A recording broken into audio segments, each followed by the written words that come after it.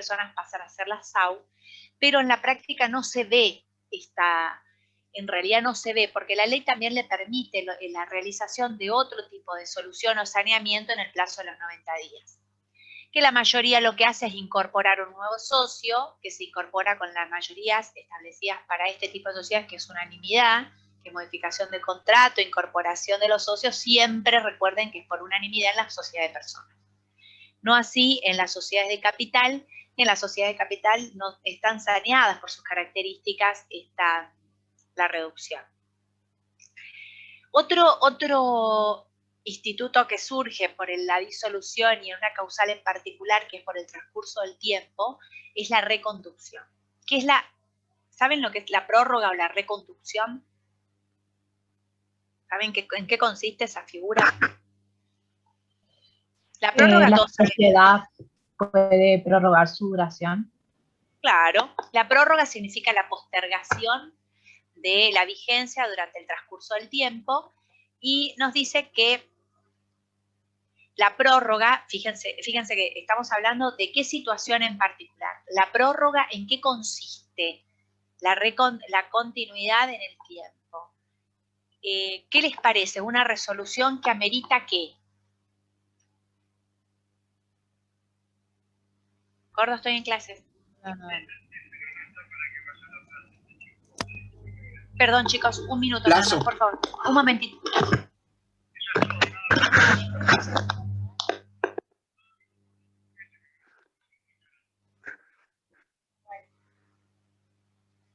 Dale, digo que no, que está suspenso. Dale, dale.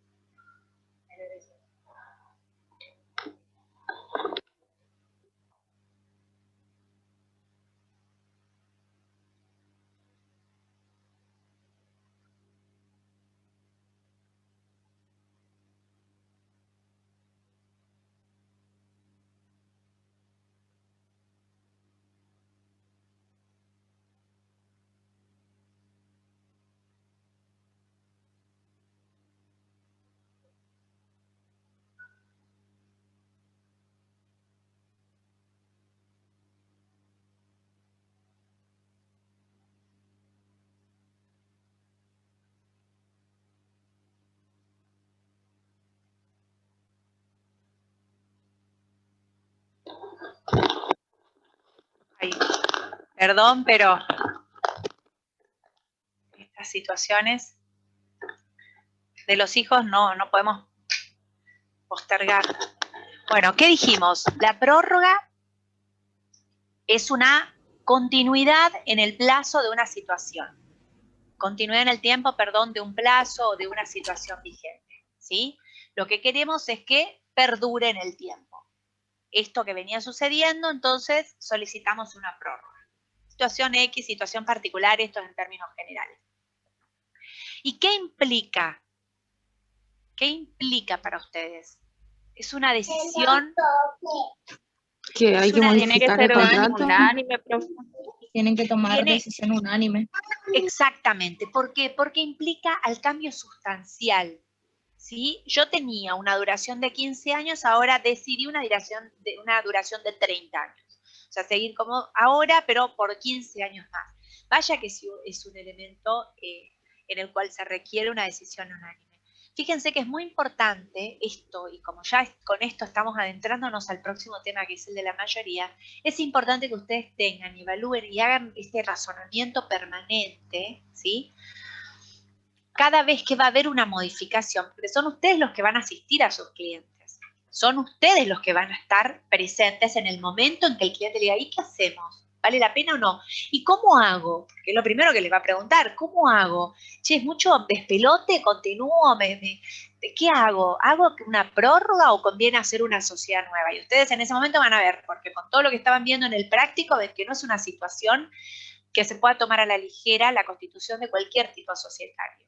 Sin embargo, en una prórroga, quizás sea un aspecto nada más el que se tenga que tomar y continúan en vigencia lo establecido o lo que ellos decidieron hace unos años atrás. Toda esta evaluación la tienen que hacer ustedes en base a esto, el conocimiento de todo lo que estamos abordando ahora. Profe, y en ese caso, ¿cómo se hace? ¿Se hace un anexo al contrato social o hay que volver a redactar uno nuevo? ¿Cómo sería en trámites eso? No, el trámite va a ser siempre. Recuerden que ustedes tienen órganos. Esos órganos tienen funciones específicas y delimitadas. ¿Quién debe resolver? El órgano volitivo. El órgano volitivo resuelve y luego solicita la adecuación, la adaptación, la reacción al órgano de administración. Y es el órgano de administración a través de eso, o los abogados o los contadores, que son los que los asesoran, realizan.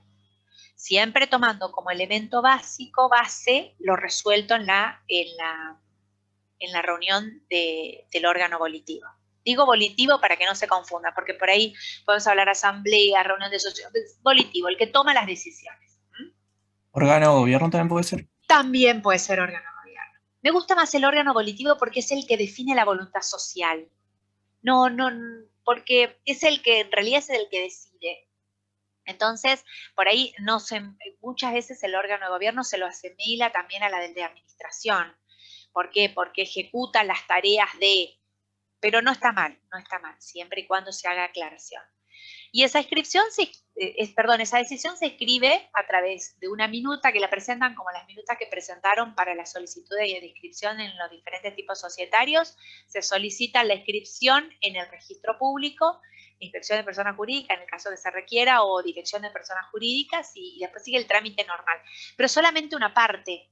Solamente la parte que refiere ¿a qué? A la prórroga del plazo de funcionamiento. Y después aparece otro instituto que también es típico del derecho societario, que es la reconducción. ¿En qué consiste la reconducción? ¿Qué significa reconducir?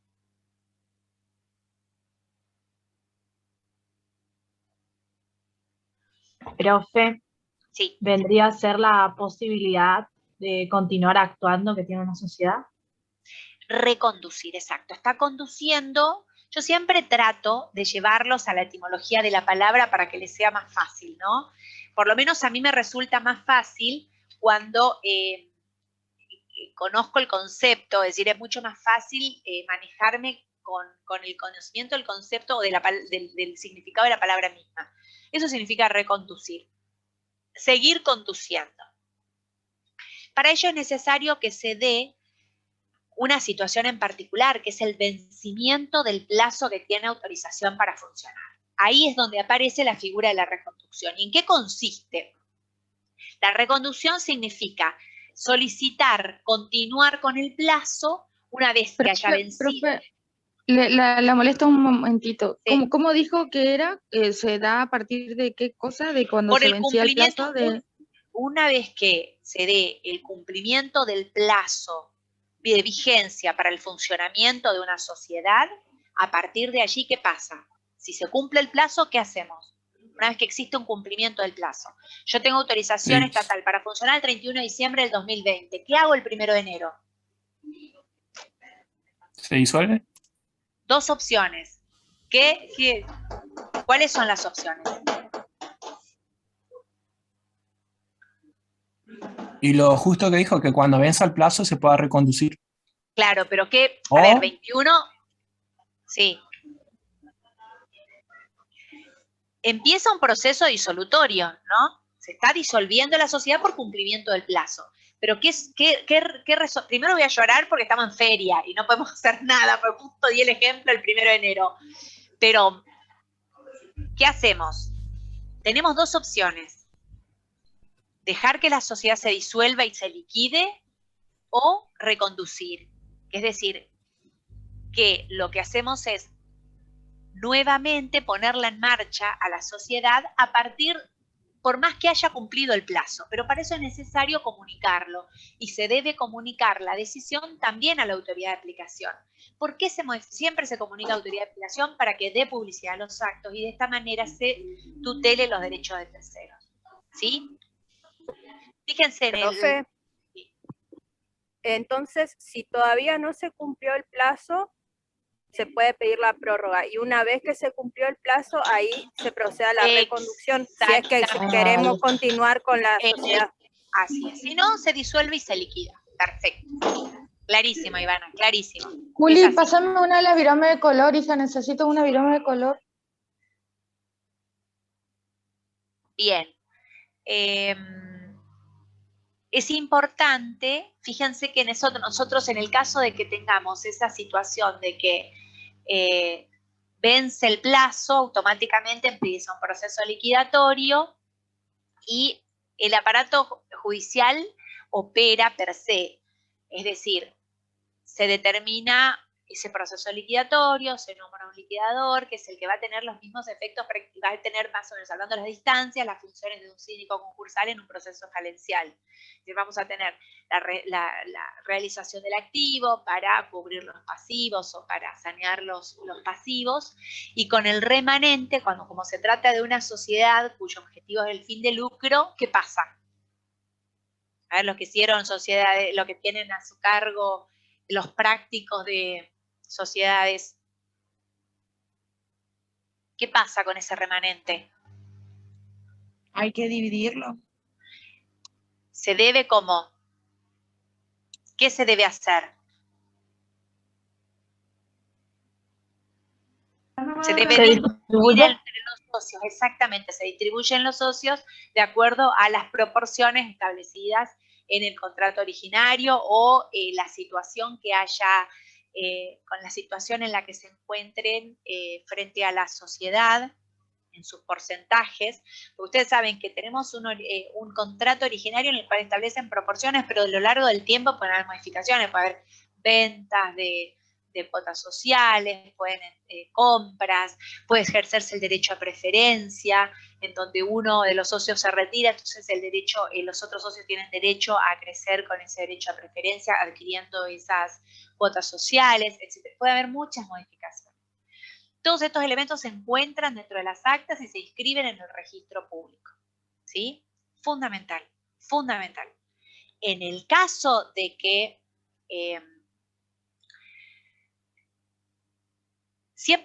por eso es que cada vez que se va a realizar en el caso que se va a realizar una actividad, el contador va a realizar una actividad, es fundamental que haga un raconto de cuáles fueron las modificaciones las modificaciones y las actuaciones societarias. Es fundamental porque ahí es donde podemos llegar a entender en qué situación estamos parados. Sí, perdón chicos, de nuevo mi hijo. Ya lo último.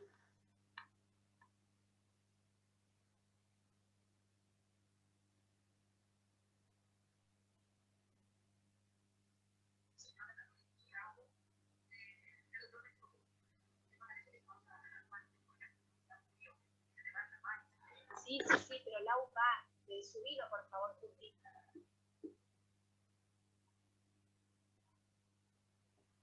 Dale, fantástico, Guille, escuchame, yo lo voy a buscar en el site de Paris, porque tiene un refuerzo de inglés. Sí, está saliendo. No sé qué habrá pasado, porque yo estoy dando clases, pero ya le digo que salga.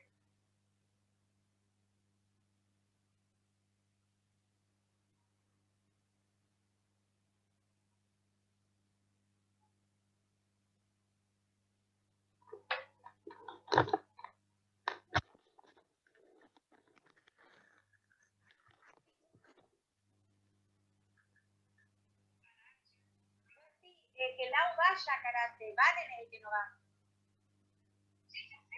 Dale, porque dice Guillermo que le está esperando.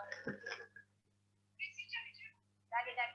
Escuchame, yo voy a hablar con Valen después porque dice que quieren que vaya a lo de rumbo, no sé, pero después hablo. Ahora resolvemos. Perdón, chicos, ya basta. Bueno, nada, me perdí. Ay, me perdí, ¿dónde quedamos? En reconducción.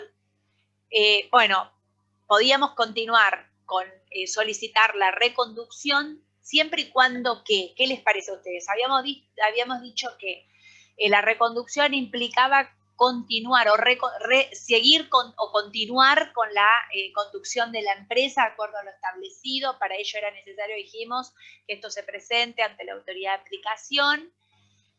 Y yo les había dicho que per se, en el caso del cumplimiento del tiempo, se inicia un proceso, el aparato judicial ya inicia un proceso liquidatorio que consiste en el nombramiento de una persona que se va a hacer cargo de la realización del activo para cumplir con el pasivo y distribuir. Sí, en eso nos quedamos. Que el remanente lo que se hacía distribuía proporcionalmente entre los socios porque era una sociedad cuyo objeto final o el objeto fin era perseguir el ánimo de lucro. ¿Sí? Entonces, ¿hasta qué plazo les parece a ustedes que podía llegar a solicitar la reconducción? Es decir, que continúe la misma conducción de la sociedad. Siempre y cuando no se haya inscrito el liquidador en el registro. Se entiende por qué, ¿no? La ley es clara, pero yo les hago el análisis inverso para que entiendan el por qué, ¿no? Todas estas explicaciones para que entiendan el por qué. Porque si ustedes leen la ley, se pueden llegar a olvidar. Si yo le pregunto en un examen, les pregunto, ¿cuál es el plazo? Ustedes automáticamente piensan, ¿de qué estamos hablando? Estamos hablando de una reconducción. ¿Qué implica la reconducción? ¿A un proceso obligatorio?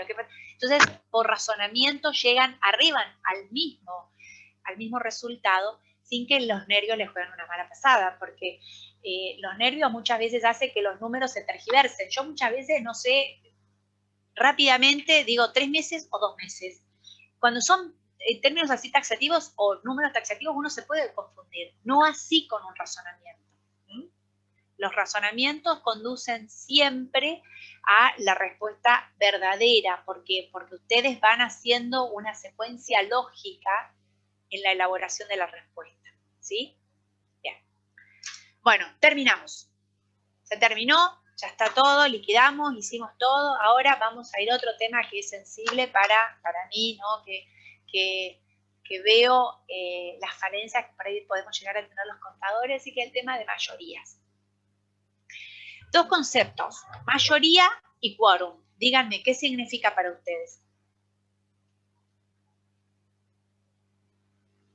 Son conceptos que están muy utilizados en la gente. Quórum sería la mitad más 1, profe. ¡Oh! No. Me encanta igual que se equivoquen, porque así no van a volver a equivocarse. Quórum sería la cantidad necesaria de personas para formar, por ejemplo, una asamblea o para que se lleve a cabo. Ajá. Perfecto, el quórum es el número de individuos que se necesita o que necesita un cuerpo deliberante para iniciar su convocatoria. Ahí está, ¿ven? Es el número de individuos, anoten porque después me olvido, es el número de individuos que se necesita, un número de individuos necesario o que necesita un cuerpo deliberante para iniciar la convocatoria. La convocatoria está dado por el orden del día, ¿no? Es decir, los puntos que vamos a tratar en ese día, ¿sí? Profe, el quórum sería el mínimo. Pará un cachito, Ivana, no, cierro la idea. Ese cuerpo deliberante necesita un orden de 10 temas a tratar y se requiere un número determinado de individuos para poder iniciar. Es decir, sin ese número, que es el quórum, sin ese número mínimo de individuos, estos asuntos se pueden tratar, pero no pueden tener un efecto resolutorio. ¿Se entiende? Es decir, yo puedo, si nosotros somos un cuerpo deliberante y para deliberar necesitamos la mitad más 1, entonces somos 10, necesito 6. Si tengo 5, yo puedo debatir con mis pares, sin lugar a dudas, puedo debatir cualquiera de los puntos, pero no va a tener un efecto resolutorio. Es decir, yo no puedo plasmar en actas lo decidido por esa cantidad de personas, porque no son suficientes como para iniciar el debate. Es decir, la norma establece un mínimo de individuos para poder iniciar los debates. ¿Se entiende? Ahora sí ya me perdí en el concepto. Ahora ya espero que alguien haya tomado nota porque ya me perdí. Sí, Ivana, decime. No, decía que si el quórum sería el mínimo, pero sería el mínimo para que las decisiones que se tomen tengan efecto. Nada más que si hay menos, no se va... Exacto, son cosas diferentes. Primero, es el número de individuos que necesita el cuerpo deliberante para iniciar, valga la redundancia, su deliberación. ¿Sí? Si yo no tengo ese mínimo, no importa, yo puedo hacer una reunión de café, pero no puedo resolver. ¿Sí? Bien. Ahora, ¿quién me dice qué es una mayoría simple, una mayoría absoluta? ¿Tienen en claro eso? ¿Unanimidad, mayoría calificada? ¿Alguna de esas cosas? Mayoría Sí. simple se trata de la cantidad de votos que de los presentes, de las autoridades presentes, lo que representa mayor cantidad para tomar la decisión. Mayoría absoluta sería que estén todos de acuerdo y eso depende en realidad de cada estatuto, de cada acta, de cada tipo de entidad. Cómo esté establecido, digamos. Puede ser, sí, me gusta. ¿Qué más? A ver, ¿quién más? ¿Quién da más? La mayoría simple o relativa se constituye con la suma más alta de los votos emitidos en un mismo sentido cuando se opta, por ejemplo, entre más de dos propuestas. Y la mayoría absoluta se constituye con la suma de más de la mitad de los votos. Eduardo, escúchame, a mí me gustaría, me encanta que lo puedan decir, pero me gustaría que lo digas en tus palabras, saber entender, porque yo cuando te tomo examen me gustaría que me hables así, pero ahora me gustaría que entiendan todos. ¿Sí? No lean, piensen, razonen, y si tienen alguna duda me preguntan, toman nota y después estudian, pero intenten entender lo que estamos hablando, ¿sí? Intenten explicarme desde su conocimiento o desde su entender, ¿sí? A ver, ¿qué significa una mayoría simple? ¿Qué significa una mayoría absoluta? Simple, mayoría, o sea, pero básico. Justamente la palabra lo dice, profesora, la mayoría absoluta es la suma más de la mitad de los votos que Entonces, se emiten. ¿qué es la mayoría absoluta? Es que... Sí. La mitad más uno. Exactamente, Exacto. La mitad más uno, solo eso. No me gusta nomás esa palabra, pero bueno, no, a mí tampoco, así. porque soy de River, ¿eh? No, bien. llámenme Por como eso quieran, pero yo no quise. Estoy de acuerdo, estoy absolutamente de acuerdo, perfecto. Entonces, es esa. Vamos a hacer así. ¿Qué te parece, Eduardo? El 50% más uno, ¿sí? Así no hacemos alusión a ninguna frase. Hacemos 50% más uno. Esa es la mayoría absoluta. Y la mayoría simple es tan simple. Fíjense que lo que les estoy diciendo es tan simple. ¿Qué es la mayoría simple? Y es cuando tenemos dos propuestas, por ejemplo, y bueno, se opta por una, así de sencillo. La mayoría de los presentes. Eso va. Mayoría simple se denomina mayoría simple o mayoría ordinaria, porque en realidad es una parte de lo que dice Fabián, y no sé, Eduardo, y no sé quién más dijo recién, la mayoría de los presentes. Ivana, profe. Ivana. Es una mezcla de los dos. A ver, ¿esto qué significa? Que las personas que se encuentran presentes en ese órgano deliberativo, lo que hacen es tratan de obtener el mayor voto afirmativo en contraposición al negativo. Esa es la mayoría simple. Es decir, si yo tengo 12 socios, faltaron 2 y se abstuvieron 2, me quedo con 8. De esos 8 resuelven 5, de esos 8 resuelven 5, ¿sí? Esa es la mayoría simple. ¿Por qué? Porque simplemente, 5, porque le muestro así para que parezca un niño de primer grado, pero es mejor entendido. Entonces, 5 votos contra 3 es una mayoría simple, porque esta prevalece y es mayor al negativo, al voto negativo. Esa es la mayoría simple ordinaria. ¿Se entiende? Todas estas mayorías estamos hablando porque después lo vamos a tener que utilizar en cada tipo societario. Por eso quiero que entiendan. Entonces, esto, como dijo Ivana, es de los miembros presentes, no de los que conforman el cuerpo deliberativo. Esperen que termine la idea. Y no se computan ni las abstenciones, es decir, aquel que no quiere votar porque no tiene una idea formada, ni los ausentes. Por eso te digo, 10 son el total. 2 abstenciones o una abstención y un ausente son 8 los que están, esos 8 deciden. 5 contra 3. Es la mayoría por 1 de los afirmativos contra los negativos. Esa es la mayoría simple. Sí, no sé quién me preguntó. No, profe, ahí ya lo explicó el tema de las abstenciones. Bien. Gracias. Perfecto. Ahora, la mayoría absoluta dijimos que es el 50% más 1. O sea, en este caso se computa el total. En este caso sería el total del capital. ¿Sí? El total, no de los miembros presentes, sino el total. Cuando nosotros hablamos de mayoría absoluta, siempre fíjense que estamos hablando de mayorías en sociedades intuito-personales, ¿sí? Siempre hablamos de mayoría absoluta, porque ahí prevalece la persona por sobre el resto o por sobre el capital.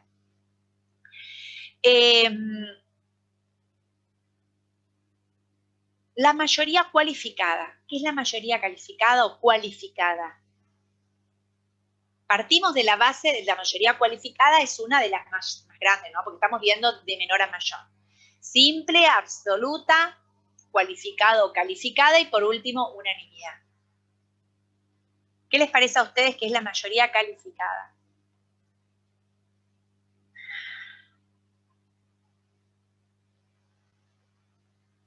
Es la que requiere como un porcentaje mínimo para tomar la decisión.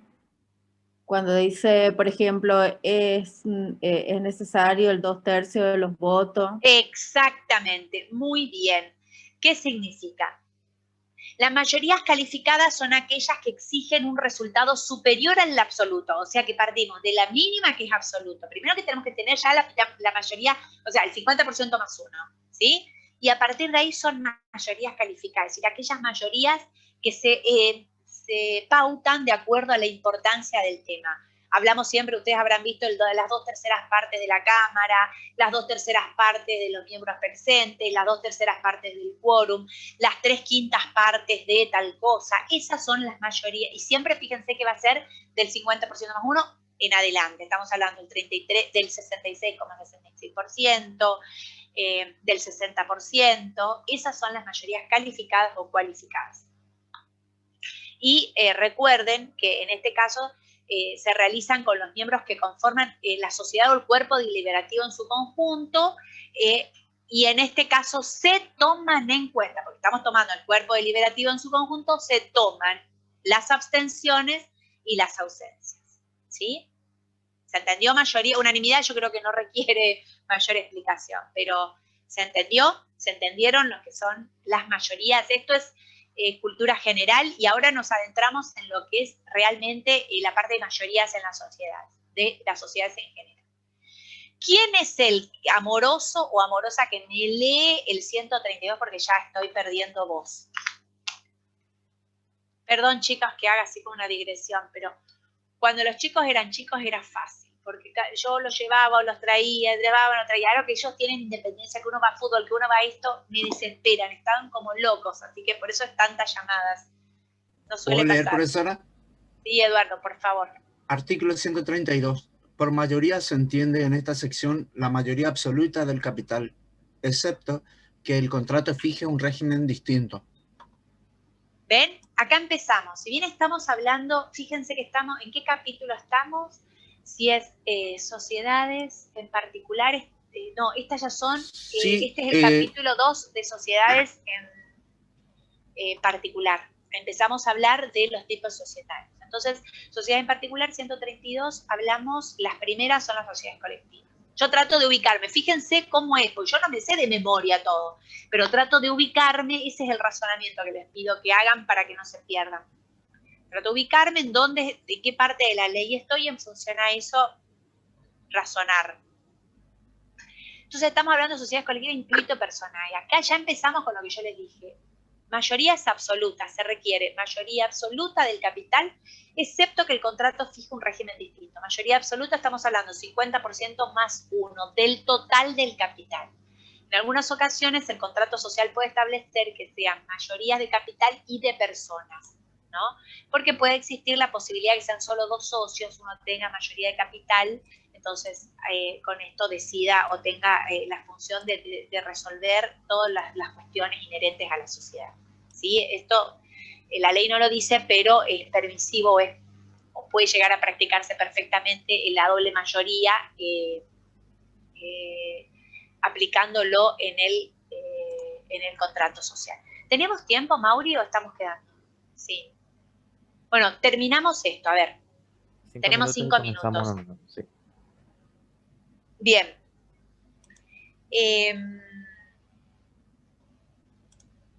A ver, ¿qué más para terminar esto? Así ya no nos quedamos en en el tintero, hablamos de la mayoría absoluta, que es mayoría, intuito personae, cuál es la manera de subsanar con la doble mayoría que incluyan en el contrato.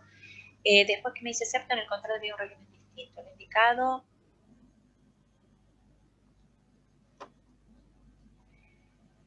Bien, esto de mayorías absolutas se trata en la decisión ordinaria. Eso es algo que les quiero decir siempre. Esto se trata en la resolución de situaciones que hacen a la vida cotidiana ordinaria de la sociedad. En ese caso siempre es por mayoría absoluta. Pero cuando se tratan de modificaciones que hacen a la esencia de la sociedad, la mayoría es ¿cómo? ¿Cómo debe ser la mayoría en las sociedades de intuito personal? ¿Absolutas? De unanimidad, por unanimidad. ¿Sí? Absolutas no, porque se van a confundir. Mayoría absoluta es una cosa y unanimidad es otra. Siempre manejen esos dobles, esos dos tipos de mayoría. Absoluta y unanimidad para las decisiones de las sociedades de intuito personal.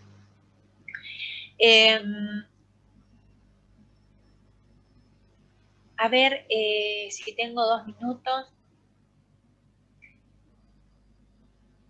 No, yo creo que con esto va a ser suficiente. Les leo un párrafo del 30 de un artículo de la IGJ que hace alusión a lo que venimos hablando.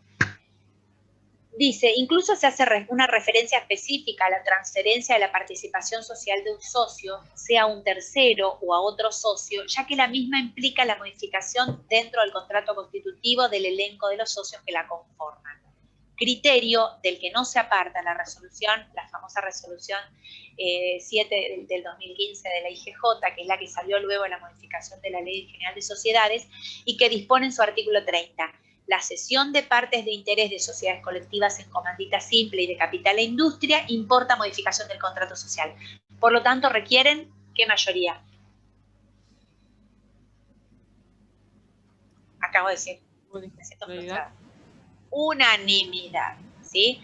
Yo lo que hago es leerles párrafos simplemente para fijar lo que ya dijimos, ¿sí? Párrafo. Bueno, terminamos acá porque nos quedan 2 minutos y después hablamos del régimen de mayorías en sociedades de capital.